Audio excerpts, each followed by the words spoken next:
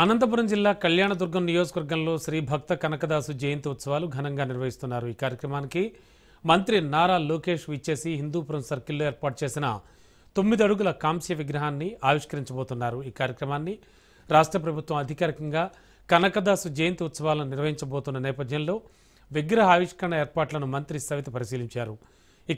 ఇక్కడ ఏర్పాట్లకు సంబంధించి మరింత సమాచారం కోసం మంత్రి సవితతో మా ప్రతినిధి Jeevan Kumar face to face చూద్దాం. భక్త కనకదాసు విగ్రహ ఆవిష్కరణ కార్యక్రమం రేపటి రోజున అంగరంగ వైభవంగా కళ్యాణదుర్గం నియోజకవర్గంలో అయితే చేపట్టడం జరుగుతుంది. ఈ యొక్క కార్యక్రమాలను పరిశీలించడానికి రాష్ట్ర మంత్రి సవితమ్మ గారు అయితే వచ్చిన ఇక్కడ ఏర్పాట్లు అయితే పరిశీలించడం జరుగుతోంది. అయితే ఆమె మాటలను తెలుసుకునే ప్రయత్నం చేద్దాం. ఇక్కడ ఎలాంటి కార్యక్రమాలు చేయబోతున్నారు, రేపటి రోజున నారా లోకేష్ గారు కూడా రావడం జరుగుతుంది. ఈ యొక్క కార్యక్రమాన్ని ఏ విధంగా జరుపుకోబోతున్నారు? నిజంగా చాలా గర్వంగా ఉంది. ఎందుకంటే యువగల అధినేత నారా లోకేష్ బాబు గారు ఈ రోజునే కళ్యాణదుర్గంకి వచ్చి నైట్ క్యాడర్తో మీటింగ్ ఉంది. దాని తర్వాత రేపటి రోజున స్టేట్ కనకదాస గారి జయంతి ఫంక్షన్ ఇక్కడే పెట్టాం.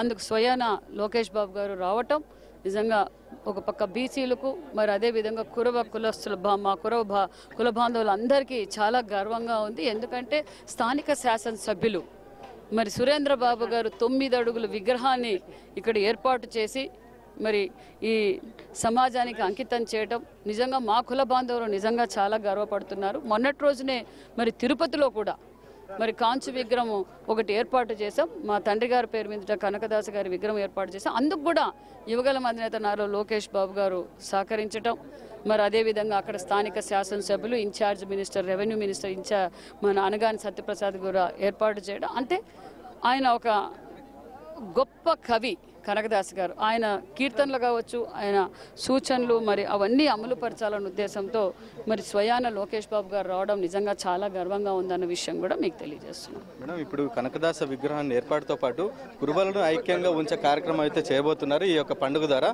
రాష్ట్ర ప్రభుత్వమే రాష్ట్ర వ్యాప్తంగా చేసుకున్నటువంటి ఈ పండుగను రాష్ట్ర వ్యాప్తం గుర్తించి ఒక జీవోను కూడా రిలీజ్ చేయడం జరుగుతుంది. దీనికి ఎలా ఫీల్ అవుతున్నారు?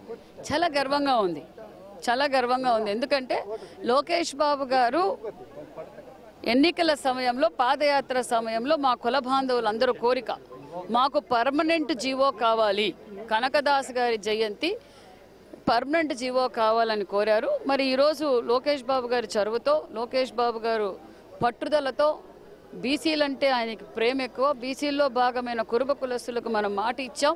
ఈ కనకదాస్ జయంతి స్టేట్ ప్రోగ్రామ్ పర్మనెంట్ జీవో కావాలన్నారు. ఈరోజు పర్మనెంట్ జీవో కూడా అందజేశారు.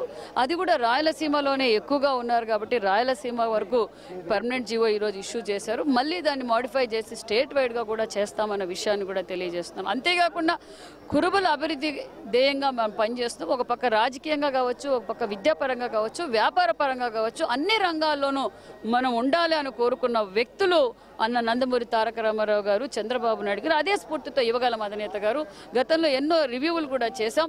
ఈరోజు నాణ్యతమైన విద్య అందజేస్తున్నాం, నాణ్యతమైన భోజనం అందజేస్తున్నాం, నాణ్యతమైన వైద్యం అందజేస్తున్నాం. దానితో పాటు ప్రతి ఒక్కరిని ఎంటర్ప్రైనర్ తయారు కావాలి. ఈరోజు ఆదరణ 3 పథకం ఇస్తున్నాం.